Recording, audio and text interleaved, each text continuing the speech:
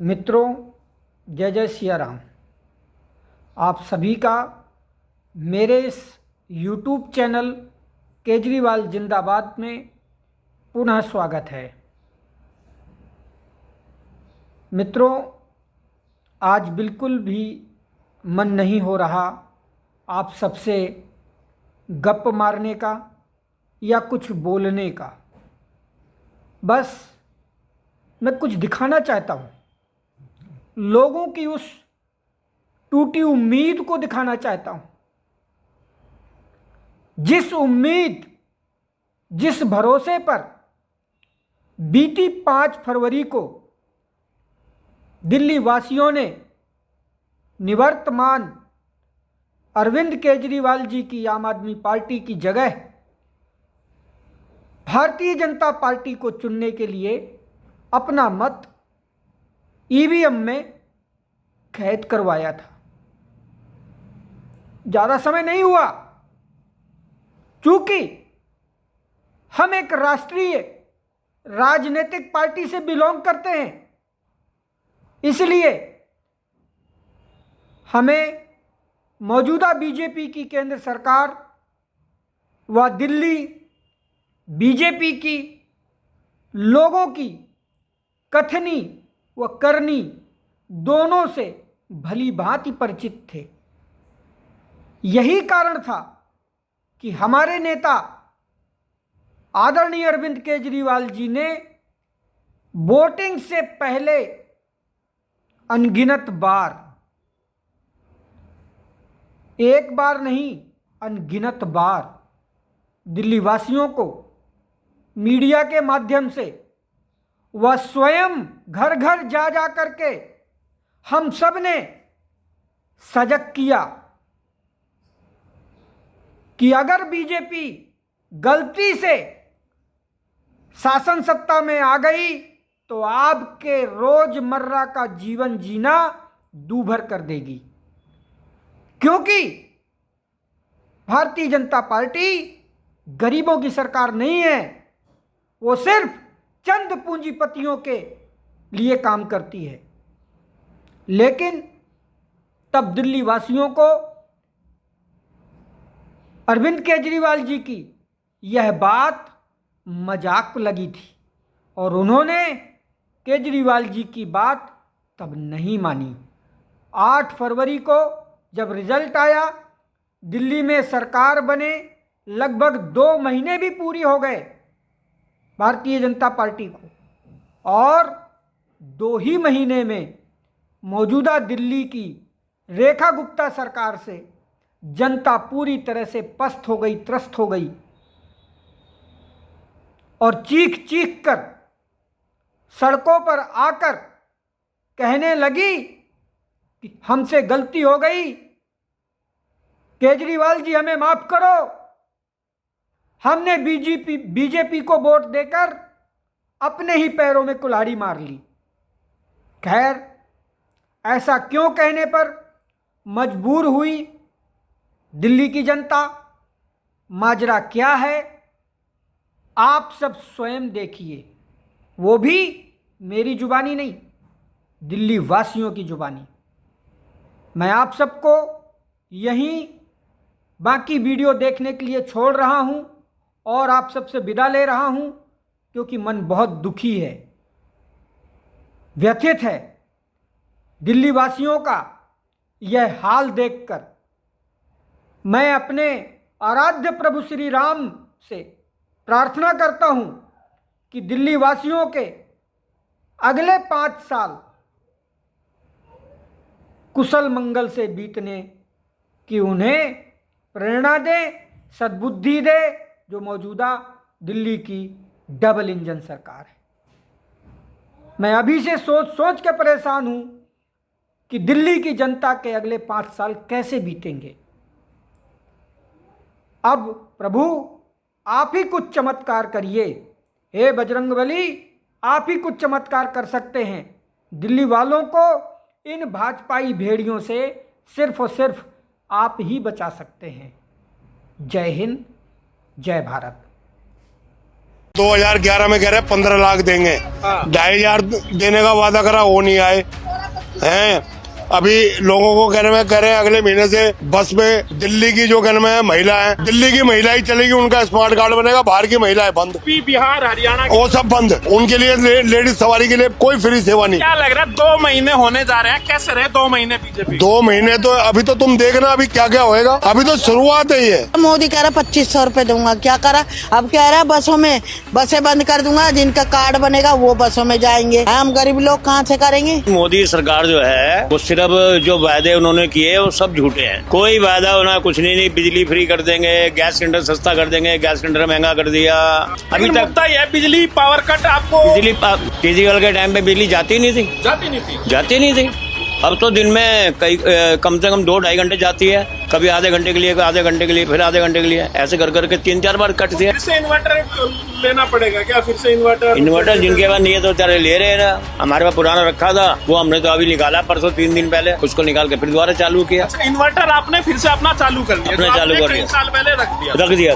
जरूरत नहीं पड़ती थी। पहले भी होता था क्या गर्मियों में इतना पावर? नहीं, काफी समय पहले होता था, जब ये केजरीवाल सरकार आने से पहले दीक्षित के टाइम। हाँ, उस समय होता था, ज्यादा होता था, बहुत ज्यादा। केजरीवाल के टाइम के अंदर ये चीजें ना के बराबर थी। हाँ, बहुत ना के बराबर। फीस बढ़ी है, इससे आप लोग नाराज हैं? बिल्कुल नाराज हैं। मैं तो कहती हूँ प्राइवेट स्कूल होने नहीं चाहिए, सभी को एक जैसी, मतलब शिक्षा का अधिकार तो सभी को ही है ना, सभी को पढ़ाई की जरूरत है। लोग अफोर्ड करने में सक्षम हो उतना लिया जाए लोगों से। लूट हो रही है, डाका डल रहा है लोगों की जेब पे, लोग मजबूर हैं। एजुकेशन के अंदर एक कमेटी जो बनी हुई है दिल्ली स्कूलों में, उसका जो हेड है वो भाजपा का ही प्रचारक रहा है, तो आते ही आप देखो उसने फीस बढ़ाने के लिए वो सब कर दिया और फीस बढ़ गई है। केजरीवाल के 10 साल के अंदर एजुकेशन के अंदर भाई फीस नहीं बढ़ी। आने वाले दिनों में और क्या क्या चीजें बढ़ती हैं ये तो आने वाले समय में पता चलेगा। बीजेपी अभी तक 2 महीने में अपना लूट लक्षण दिखा दिया। सुन रहे हैं कि फिटनेस जो हमारा 15 साल की गाड़ी की परमिट मिलती थी ऑटो वाले को, मतलब हर 10 साल 5 साल पे हम लेते रहे देते रहे, फाइनेंसर का बूतरा भरते रहे, तो इनसे हम अब इनसे भी माफी मांग रहे हैं। अच्छा, मतलब लग रहा है गलती कर दी बीजेपी? बिल्कुल हम लोग बीजेपी को ला के गलती कर दिए। अच्छा। हम जैसे थे वैसे ठीक थे, मेरे लिए तो वही ठीक थे केजरीवाल जी, जो फीस भी माफ था, बस भी माफ था, सब माफ था। आपके लिए फिटनेस फ्री होता था? जो फिटनेस फ्री होता था, बस फ्री होते थे, हम जहाँ चल रहे थे कमा खा रहे थे वो ठीक हो रहा था। केजरीवाल ने बोला था ना 2100 रुपए डालने के, वो डाल देता केजरीवाल? हाँ डालता, क्यों नहीं डालता। तो केजरीवाल याद आ रहा है? और क्या आ रहा है, क्यों नहीं आ रहा। केजरीवाल दिल्ली के लिए तो बहुत बढ़िया था। तो लग रहा है गलती होगी, दिल्ली वालों ने बहुत गलती करी है। लोगों को अब पता लगेगा केजरीवाल में और बीजेपी में और कांग्रेस में क्या फर्क है। तो लग रहा है क्या गलती होगी? बहुत ज्यादा गलती हुई है, पब्लिक से गलती हुई है। कैसे आंटी हो? तेरे साथ ही है ना? आंटी सब साथ हो आप? है बढ़िया। अब कह रहे हैं कि जिसका मकान है उसको राशन भी नहीं मिलेगा और 3-3 घंटे लाइट कटा लग रही। 3-3 घंटे? और क्या, 3 घंटे कटी रही कल भी, रोज का काम है तो। केजरीवाल के समय में जाती थी बिजली? ना, बिजली नहीं गई, पानी नहीं गया। आंटी समस्या ये है ना, बीजेपी वाले आ गए हैं, अब आप बातें बताओ। तो कर लेता है, मैं तो मुंह पे ही गाली देती हूँ, पर पूरे नहीं करता ये। कैसे हैं आप? बिजली वगैरह की समस्या तो नहीं हो रही है? हाँ जी बिल्कुल, अब तो समस्या चल रही है बत्ती की। अब तो मन जैसी बत्ती काट रहे हैं। नहीं सोचिए, अभी तो बिजली, इतनी गर्मी भी नहीं हुई है, अभी तो गर्मी शुरू हो रही है। अरे हमारा नहीं चलता तो दूध खराब हो जाता है, दही खराब होता है, आते हैं वापिस करने के लिए। हाँ ये भी तो बात है। फिर चलिए, दुकान में भी जो पड़ा वो और खराब वो तो होएगा ही ना, जब लाइट नहीं रहेगी तो क्या होगा। और फिर अभी रिसीवर करवाए थे, कंप्लेंट कर करके रिसीवर करवाए, कूड़ा नहीं उठा के लेके पैसे देके कूड़ा उठवाया, कितने दिन तक पड़ा रहा। पहले तो सफाई नहीं हुई मैम, सफाई हुई, हमारा तो कूड़ा नहीं उठाया, यही पड़ा है कूड़ा। हाँ, सिवर की अभी भी यही पड़ा हुआ है, जिन्होंने पैसे नहीं दिए आते नहीं, उनको वो तो बस सपोर्ट मिल रहा है, नहीं आएंगे वो। जो उनके चेले थे ना तो वो भी सिकल नहीं दिखाते हैं, जो लोगों को बात नहीं समझ में आई, आधी गलती तो कान पकड़ के काम कराना जी, कान पकड़ के। अब तो हाथ पकड़ने से भी नहीं आते, हम तो हाथ भी पकड़ रहे हैं। आ तो जाओ, सिकल भी दिखा दो। नहीं आएंगे वो, उन्हें हमें पता है कि वो नहीं आएंगे, बहुत समझाया था लेकिन लोगों को बात समझ जो में सामान नहीं आई। लेके जाते थे ना तो उन्होंने भी बंद कर दिया, सामान तो ले जा भैया। बीजेपी वाले सामान लेने भी नहीं आ रहे। वो तो पीछे गली सब जाते हैं, रोड काट के कहीं सुना बच्चे के दूध पे टैक्स लगाते हो, आटा दाल चावल पे टैक्स लगाते हो। 30,000 करोड़ रुपए लेके नीरव मोदी मेहुल चौकसी भाग गया, 10,000 करोड़ रुपए लेके विजय माल्या भाग गया, 3,000 करोड़ रुपए लेके ललित मोदी भाग गया, 6,000 करोड़ लेके नितिन संदेशरा भाग गया। पूंजीपति दोस्तों के कर्ज माफ करने और कॉर्पोरेट टैक्स घटाने वाली बीजेपी सरकार आम आदमी की जेब काटने में लगी है। समझाते हैं कैसे। अंतर्राष्ट्रीय बाजार में कच्चे तेल की कीमतें घटी हैं, लेकिन बीजेपी ने पेट्रोल डीजल के दामों में कोई कमी नहीं की। इसके लिए इन आंकड़ों पर एक नजर डालिए। 2008 में कच्चे तेल की कीमत 39 रुपए 11 पैसे प्रति लीटर थी और पेट्रोल लगभग 51 रुपए प्रति लीटर। अब कच्चे तेल की कीमत 34 रुपए 63 पैसे प्रति लीटर है और पेट्रोल तकरीबन 100 रुपए प्रति लीटर, क्योंकि सरकार इस पर लगभग 40% टैक्स लगा रही है। जब आप अपनी गाड़ी में 1 लीटर पेट्रोल भरवाते हैं तो उस पर 40% तो आपको सिर्फ टैक्स देना होता है। पेट्रोल के दाम बढ़ने का सीधा असर जनता की जेब पर होता है। दूसरी ओर केंद्र सरकार ने पूंजीपतियों को फायदा पहुंचाने के लिए कॉर्पोरेट टैक्स में कटौती की। देश का पैसा लेकर भागे नीरव मोदी, ललित मोदी, विजय माल्या और मेहुल चोकसी को अब भी भारत नहीं लाया जा सका है। अडानी की कंपनी को सरकार ने 2,41,000 करोड़ रुपए का लोन दे दिया। मतलब साफ है, जिस जनता के टैक्स के पैसे से देश चलता है, सरकार उस जनता के लिए नहीं, अपने पूंजीपति दोस्तों के लिए काम कर रही है। इसलिए उसे महंगाई से जूझती जनता की परेशानी से कोई फर्क नहीं पड़ता, बल्कि इससे केंद्र की बीजेपी सरकार और उनके पूंजीपति दोस्तों को मुनाफा होता है। जागे हूँ ना सोई हूँ। दिल्ली वालों का हाल आजकल कुछ ऐसा ही है। लगातार लगते पावर कट में लोगों को हाथ वाला पंखा थमा दिया है। कभी नरेला के लोग बिजली जाने का दुख बताते हैं, तो कभी मोहन गार्डन में 4 से 6 घंटे से पावर कट झेलने वाले पूछते हैं, हेलो भैया, लाइट कब आएगी? ये हाल 1-2 इलाकों का नहीं बल्कि पूरी दिल्ली का है। कहीं 2 तो कहीं 5 से 6 घंटे तक के पावर कट। हालत ये है कि लोगों में गुस्सा है। उनका कहना है कि अब तो बिना वजह लंबे लंबे पावर कट रूटीन हो गए हैं। इतना ही नहीं, पावर कट से दिल्ली पूरे देश में बदनाम हो रही है। लेकिन दिल्ली के सीएम रेखा गुप्ता जी को ये नहीं दिखता। उन्होंने चुनाव से पहले और चुनाव के बाद जनता से झूठे वादे किए, हवाई बजट दिखाकर बहकाया, लेकिन असल में आप सरकार में मिल रही 24 घंटे 7 दिन बिजली व्यवस्था को भी सत्ता में आने के बाद बर्बाद कर दिया। रेखा गुप्ता जी बताएं, क्या जनता ने दिल्ली को अंधेरे में धकेलने के लिए बीजेपी को वोट दिया था? आप लोग उधर चलो, आप लोग चलो चलो चलो चलो।